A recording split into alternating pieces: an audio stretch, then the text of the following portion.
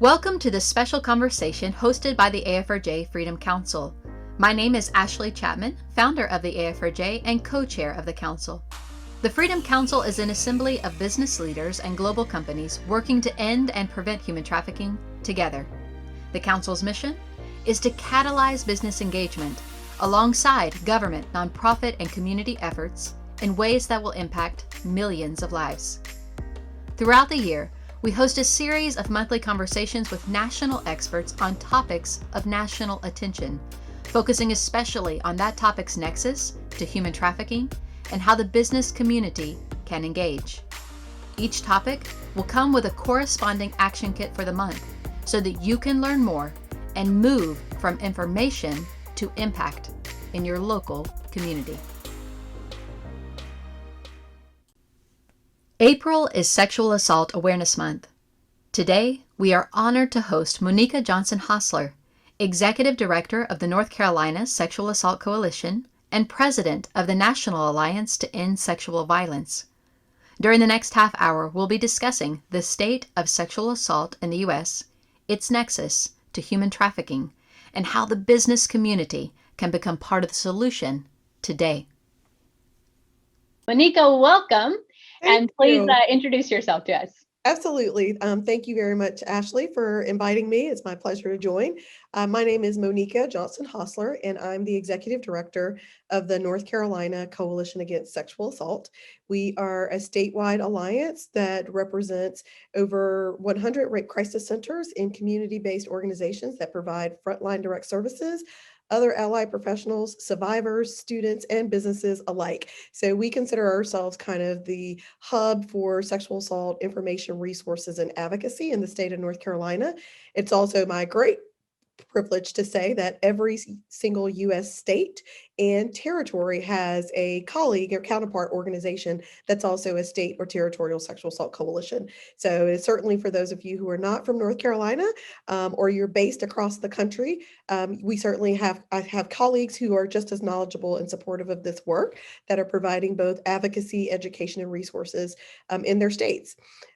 So I would say, when people ask me how I got started, it's a very long story. So I like to share it because I think it speaks to this lifelong commitment, the way that I consider my work as an extension, a beautiful extension of who I am. I started being interested and engaged in working to end sexual violence, actually as a freshman in college, after someone I know was sexually assaulted, and found myself as an 18-year-old without knowledge, resources, or information how to ensure that my dear college friend got the support and services that she needed.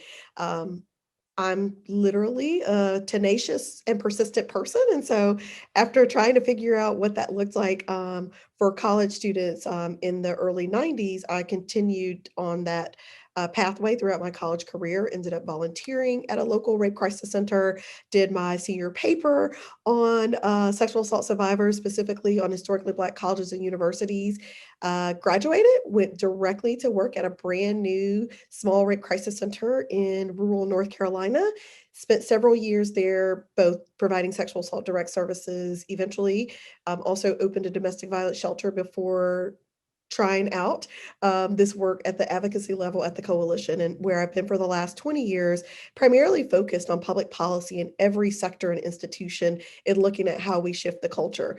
So I spend my days talking to people like you, Ashley, and the people who are listening about the ways in which we can change the culture, one, to create awareness for sexual assault, two, to prevent it, and ultimately to change the culture where sexual violence doesn't happen.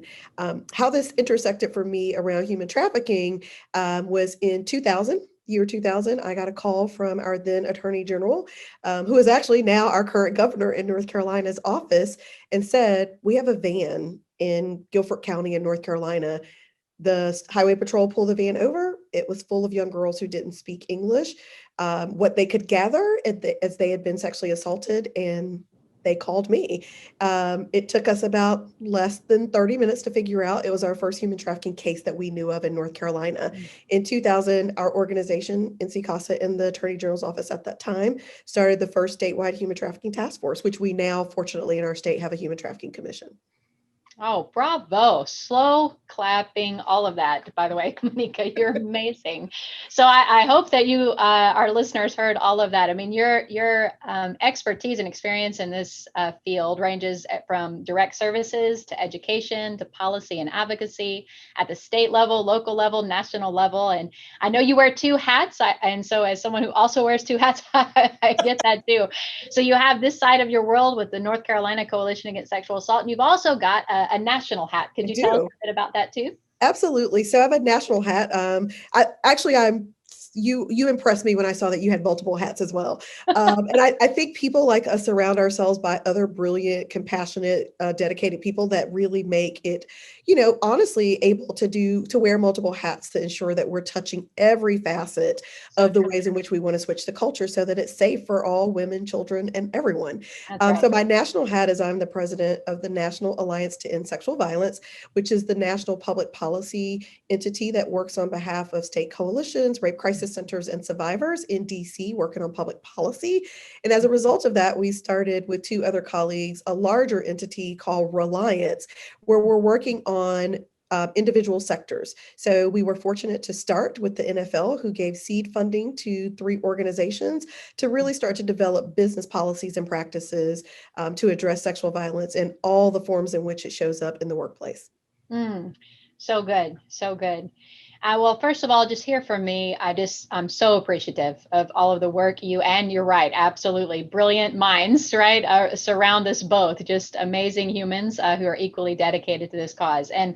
Um, and I really want to just dive in this evening because, this whole last year, Monika, has just been Mm, crazy. I mean, that might be the best big bucket word, right? And right. and one of the questions I got a lot, and I know you probably did too, was is there some sort of silver lining in all that we've come through in the last 12 to 18 months?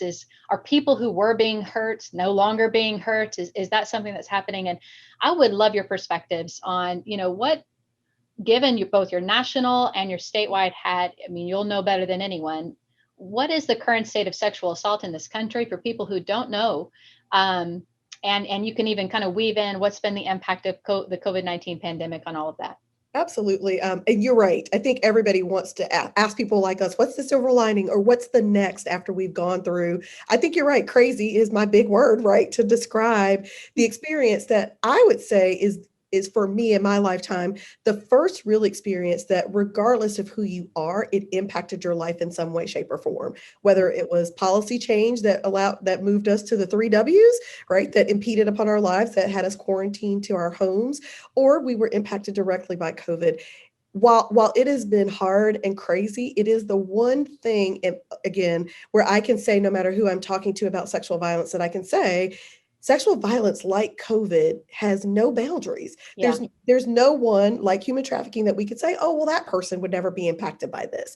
And so for me, the silver lining truly has been lifting up the experiences of survivors throughout this entire time, Mm, reminding people that 1 in 4 women before the age of 18 are impacted by sexual violence. So what does that mean for people being quarantined in their homes? yes. Right, the prevalence of sexual assault increases the first 9 weeks of a college freshman female. Right, what does that mean for our students who went to school, because we started school mostly in this country about August or September, and then were sent home?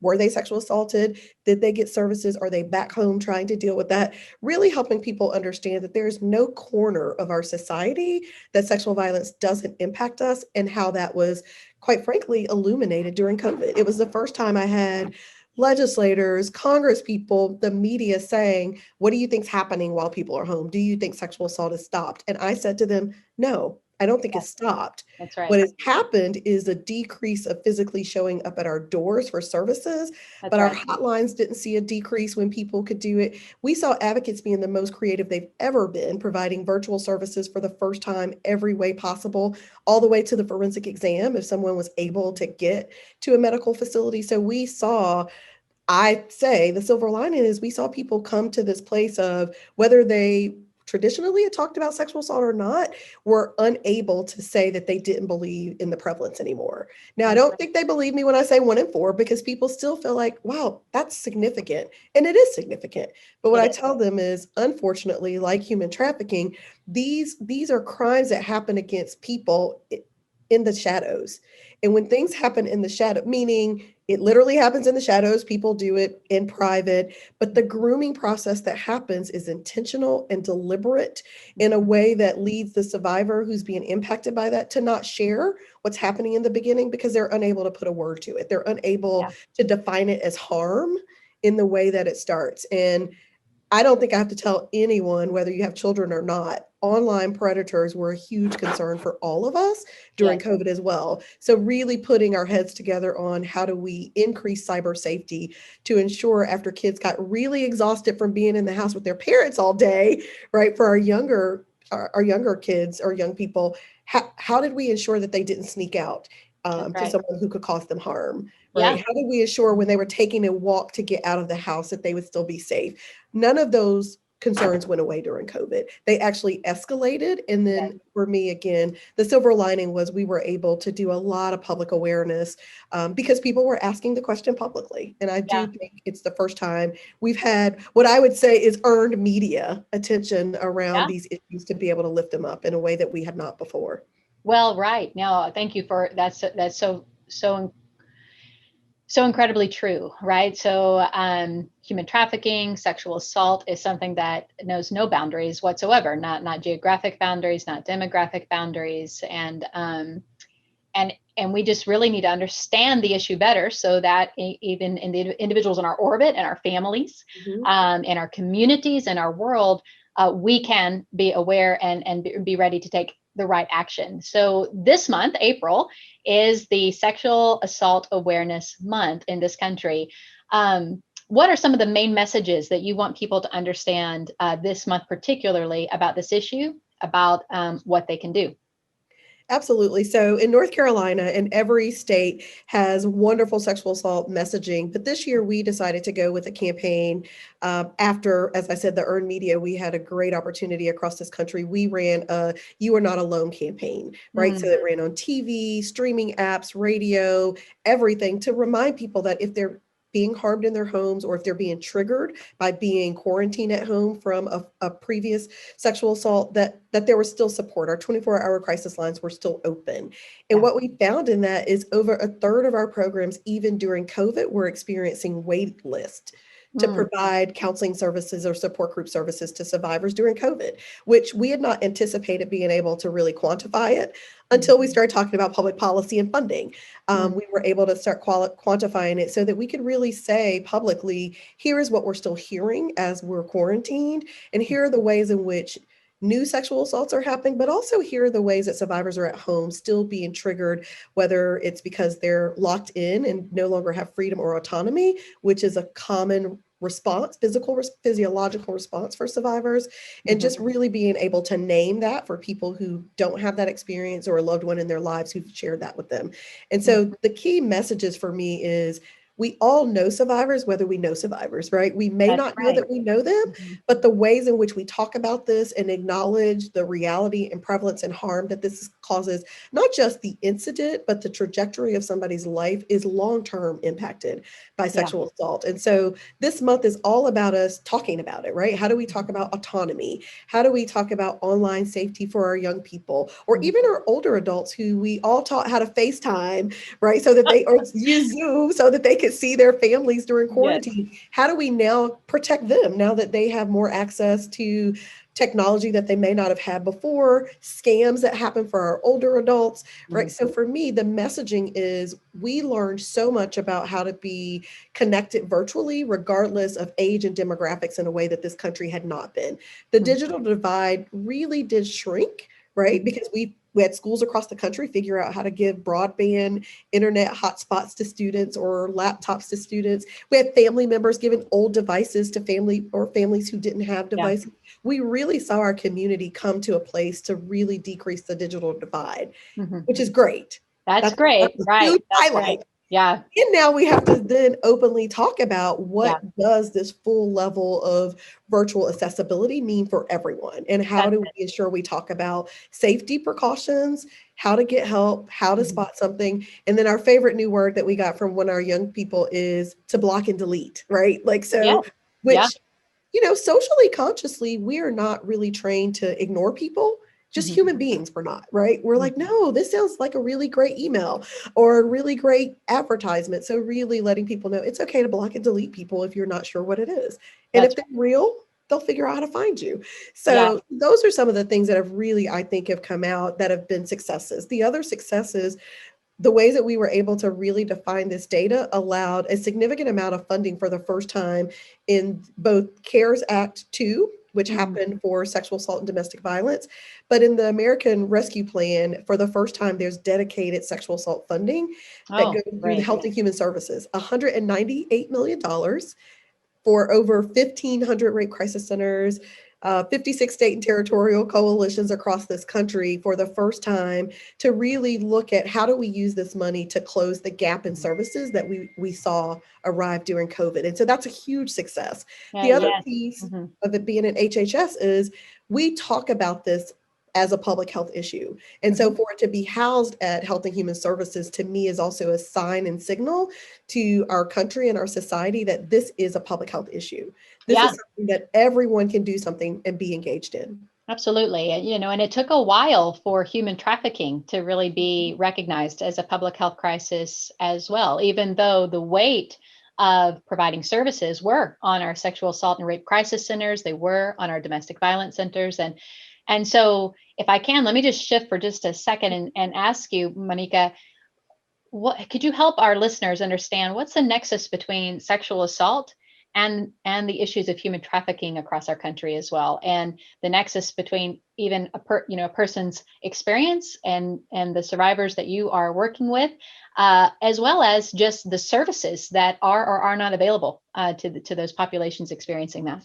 Absolutely. And so, as a coalition who started human trafficking just by virtue of the one phone call, which speaks to, and you know this well, Ashley, relationships matter, Yes. right? Just the fact that we do this work, both of us, on all spectrums ensured that we got a phone call that ensured that we were able to help them when we really didn't understand human trafficking. We thought it was foreign. We thought everything had to be physical movement from country to country, honestly, is what we were thinking at that time. Hmm. The nexus really came when that first interview, as I said about the case that we had in North Carolina, was the one thing that they were able to describe and answer was clearly that they had been held against their will by force and that they had been forced to have sex with Hmm. multiple people, which we know easily in every state in this country is defined as rape or sexual assault. And Yeah. so for me, the nexus in North Carolina happened immediately. But we didn't see that happen across this country, as you well know. Mhm. We still had people creating a narrative around human trafficking that didn't really, for me as a sexual assault advocate, sit well with ensuring that our country, the US, would see this as a public health crisis in the way that it needed to. And Yeah. so the nexus really for me was elevating what, interestingly enough, people don't like to talk about sexual assault, but what they do know is it's a horrific crime. They Mm. don't understand the prevalence, but do understand the gravity of the nature of sexual violence. And so Yeah. being able to lift that piece up of human trafficking, whether it's labor or sex trafficking, right? We see sexual violence existing at the nexus of both sex and labor trafficking. And That's that right. was extremely important to me as an advocate to lift up in my state, in our local communities. We have county commissioners across this country who lifted that up as a priority for them for local health, public health, because people like us spend a lot of time saying, this is happening in our communities. We're Hmm. seeing them in our health departments, whether it's for STDs, right? Mm. Because they're being forced into sex labor or they're being forced while they're being labor trafficked. And Mm. so we know what happens when people don't have autonomy to take care of themselves physically healthy or the autonomy to say no Mhm. because they're being forced or being held against fraud or coercion, which are the mere definitions, right? Those are the three things people know about human trafficking. And Mhm. so for me, making sure that that narrative in the was clear, the nexus was clear in the narrative, so that people would be able to talk about it in a way that made sense to those of us in the U.S. Yeah. So that we wouldn't other it to Yes, yes. countries, because that was extremely important to me, which would have, in my opinion, would have allowed all of us to shirk our responsibilities of taking care of people once they're trafficked into the US or whether they're US citizens who are being trafficked. Yeah. Or, and in many communities where we serve and work and support, they're spinning up, they're becoming aware of the issue of human trafficking and feeling as though they need to spin up completely separate solutions. And instead of building upon a foundation and building upon the partnerships and relationships of all the great people in their communities who have been serving individuals who have experienced sexual violence, who have experienced these all forms of harm, right? So it really is about seeing this all as one story, so that as a community we can rally and make sure that no matter what harm an individual is facing in our communities, whether it is a singular instance of sexual assault or whether it is a lifetime so far of human trafficking, whether labor or sex trafficking, you're absolutely right. How do we make sure that we can shore that up and make sure that they have the resources and services and supports to move to get cared for and to move past it into a pathway for success? So today, especially, Monika, as you know, we're really focusing this conversation on solutioning from the business community. So a lot of what we've just talked about have been the efforts of government actors and nonprofit actors and coalitions and community sector. But I know that when we come into communities, that missing person at the table who has so very much to offer and is often not engaged yet is the business community. And I know you and I share that passion. So could you share with those of our listeners this evening, how can business become part of the solution here? So we're learning about this problem, the problem of sexual assault in our country and sexual violence, the problem of human trafficking, but there are solutions here, ways that we can work to help end and prevent these harms in our cities. But how does business become part of that conversation? Absolutely. So the thing and you're right, we both have that same passion. What we know about every single community is what? The economics drive our communities. And so for me, the role of business is twofold. One, they are absolutely the employers of our communities, which makes them an integral part, which interestingly enough, we almost always left them out of the equation of public health crises such as sexual violence, domestic violence, even child abuse, and now human trafficking, when ultimately we know that our business makers, our business owners and leaders facilitate so much change in our communities, whether it's through their local chambers, whether it's through the boards that they serve on. And I believe we had missed the opportunity of the collective way in which business leaders' voices could be at the table, which is to elevate, one, the awareness and the prevalence of these issues, but two, the role of business. Businesses do what? They employ people. So whether these are their employees who need to be supported at work, whether that's creating policies that allow time off for court once we get our survivors back to functioning jobs and employees. That's the other thing, is workforce development. That's right in the wheelhouse of business leaders, right? And I believe that our work is committed to creating safe and free environments for survivors. First step. The second is thriving. And a part of thriving in this country is what? Working and economics. And so our business leaders certainly have a role in developing all of our survivors that we want to see thriving in building that workforce development. And how do we do that? Is ensuring that business partners are alongside of us, and not that we now have them at the table. So I feel like we're walking together versus we are doing all of this work and then saying, hey, business community, can you do something? But engaging them at the onset, so that, the way that I've been talking to business leaders for the last couple of years is, we need your time, your talent, and your resources. Those are three things that all people understand, right? Your time in whatever ways you can give: volunteering, serving on a board, engaging in developing funding strategies, because business leaders, that's what they do to build their profit margins. That's not what nonprofit execs are really used to doing. Many of us, like ourselves, have built ourselves to that place and do that, but that's not true of the thousands of organizations across this country who provide direct services to survivors of trafficking and sexual assault. So helping build that resource talent pool so that we can create the thriving environment we want to. The other piece is their talent.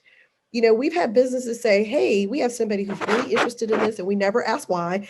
They're willing to build a database. Do you have somebody who needs their data entered into a system, building infrastructure, technology? Those are things that business leaders may not see as a priority, but small nonprofits certainly see that as a huge success that Mhm. allows those of us who want to provide the direct service to do the direct service while we Yeah. have partners who help build those resources. And then we'd be remiss if we didn't say resources and financially investing in these nonprofit infrastructures so that we can be and offer the best services possible, whereas the government is certainly doing its part, but like Mhm. anything that the government funds, there's always gaps in that. Yeah, of course. Yeah, absolutely. And how would a business begin to bridge that conversation? So if a business in North Carolina wanted to was concerned about this, or a business anywhere, because we've got folks on this call from coast to coast, Mhm. how would they even begin kind of building a bridge towards action? What would your suggestion be? So my first suggestion would be, I would bet you somebody in leadership at every single business listening knows someone who actually has heard of their rape crisis center, who often is also their human trafficking provider. They, right, whether it's they've donated to it, they've received a letter in the mail. It takes that one conversation to kind of spark interest to people to say, oh, you're right. I think I have heard of it. And for those that haven't, guess what we have? Websites that list every state coalition in the country and in the territories, as well as websites that list every single rape crisis center in your local community. And so I would say the first point of contact is really deciding, hey, I just want to have a conversation because we're a business that cares. I would certainly say start at your coalition, right? They're going to be able to tell you in the communities that you serve as businesses who's there and what they're doing there and how to connect you directly to them. If you already know who that is in your community, they would love and be surprised to hear from business leaders to say, I heard this podcast and we're really interested in how we can engage with you. Because Mhm. again, the whole point of Sexual Assault Awareness and Prevention Month is to create the conversation around Mhm. awareness and engagement. So the first step, like anything, is relationship building. And I Yeah. can assure you, in at least 2,000 communities, because that's really how many service providers we know exist, but there's so many more that are, to your point, small and building. And we really are trying to put an emphasis on build the infrastructure who are providing those services, and that really takes support. So that initial conversation can go really far in business partnerships. Oh, I love it. So as a business, as a corporate entity, we're definitely there's just so much to offer, and I hope that you've heard that, right? So we've got tangibles we can offer, time we can offer, resources we can offer, services that we can offer. I mean, think way outside the box. But begin by having the conversation, right? Like building that relationship. Now, if I'm listening in and I'm just a business professional, so I'm part of the business community, but I maybe I'm not in a leadership position in my company, and it might take me a minute to get their attention. What can I do as a business professional, just concerned about this issue in my local communities? What do I need to know? What are some initial steps I should take? Exactly the same thing. As an individual, reach out. Every local nonprofit has volunteer opportunities. That is all the way from donating your old clothes to, for whether it's interviewing, but as simple as a phone call to say, hey, I want to figure out how I can help. All of us have a long laundry list of things that we want to engage people in. And a Mhm. part of that initial conversation is where are you interested in starting? Right. I would never say, here's 10 things. I would say, where are you interested? Here's the ways that we can work together, because you really want to hear from them where their level of interest is. And again, I can't say enough, every nonprofit is required to have a board of directors. And we know that as business professionals, primarily make up, I would say, probably 75 to 80% of almost every nonprofit board in this country. So I would invite them to start spreading their wings to look at organizations like ours, to really start that conversation at whatever level they are in their business, to serve on a board, to really get in there and see what it is we're doing, how Mhm. you can engage. And then guess what? I think the first time I had a business owner on my board, which now was probably 20 years ago, the first thing that she realized is they had an actual employee match giving campaign Mhm. that we had never been invited to, because generally the employee needs to know that that's something you can ask for. Mhm. So you may not be up the hierarchy high enough to get the business as a corporation engaged, but there are very simple things and easy things to do, like asking, do we have an employee giving campaign? Can Mhm. we match? Do we have payroll deductions? Like, do we have a United Way or something similar where Mhm. we can start donating $5 a pay period. That goes a very long way for a brand new pack of pencils and not the ones that we got from the hotel when we were traveling, right? Right. So Right. and that's where some of our local community-based organizations still are and Yeah. still are looking for support at what I would say is very entry level, want to give a little bit of my time, all the way to really ready and invested to give more time, like serving on a board or an advisory committee. Yeah, I love that so much.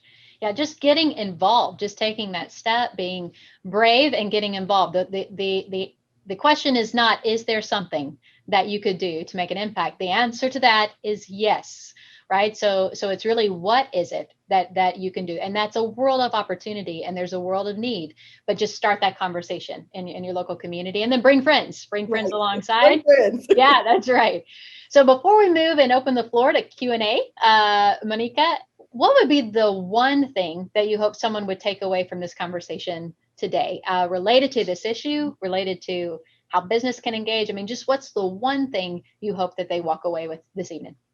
That each person as an individual can do something today. Mm-hmm. You don't have to wait until tomorrow. Every one of us has a website with emails attached to it, because oftentimes if we write it down and put it off, right, we may not come back to it. The first step to your point is being courageous and just sending that one email or drop the phone call and say, I heard this, I'm interested. If you take away nothing, that first phone call, one, could change the way that you engage in this, but two, I can certainly assure you whatever ways in which you engage changes the way that we're able to expand our reach in our communities to really move and shift the culture around what we ultimately hope is preventing sexual violence. Absolutely. And then just one more question, and then we'll open the floor.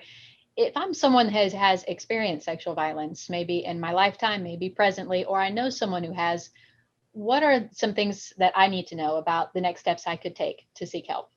Absolutely. So rape crisis centers in this country are free, confidential, and have 24-hour crisis lines literally in every state in this country. So there's one phone number, and I think you had it listed earlier. So if we can remind people the phone number, I should have it memorized.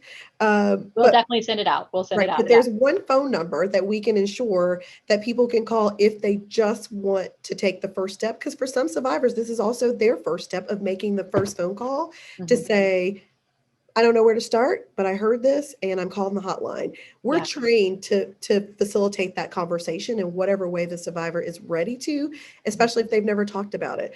Roughly 65 to 70% of our hotline calls are survivors of adult survivors of sexual violence, right? So this is their first phone call from a sexual assault that isn't a recent sexual assault. So that's for anyone who's ready to make the first phone call to start to think about whether they really want to disclose this, whether they want to seek services, they just want to know it's out there, or they just want to hear a friendly voice. That is the hotline that I absolutely, many of them now also have chat lines for people who feel more comfortable. The IP addresses are private. All the precautions are taken per state laws to protect their confidentiality as through using online chat rooms, if that's what people are interested in. And the other piece of that I would also say is, today you might not be a survivor, but tomorrow somebody might disclose to you. So making sure that you write down how to share with someone else, how to make that first step, and that you support them. Because the biggest thing that we can do for survivors is believe them the first time they tell us and share the supportive services to them. And then, of course, I'd be remiss as an advocate if I didn't say, for those who are sexually assaulted and want immediate legal and medical attention, there are sexual assault forensic evidence collection kits that should be. That's a huge policy initiative to ensure that every medical facility in this country allows a survivor to come in and have the evidence collected so that it can be preserved for law enforcement. And that can happen up to 72 hours after the incident. Thank you so very much, Monika, for joining us today. We are grateful for all that you do and really look forward to serving as a friend in the weeks and months ahead. To all those listening in, we hope this has been a meaningful and enlightening conversation. But let's not leave it there. We believe human trafficking does not have to exist in our world today, but it will take a world of people to end it. And that includes you. So go now and download today's corresponding action kit for business leaders, available at afrj.com/business tools. Take time to learn more, share that knowledge with others, and take action in ways that will make a difference in the lives of those in need. Thank you for joining us.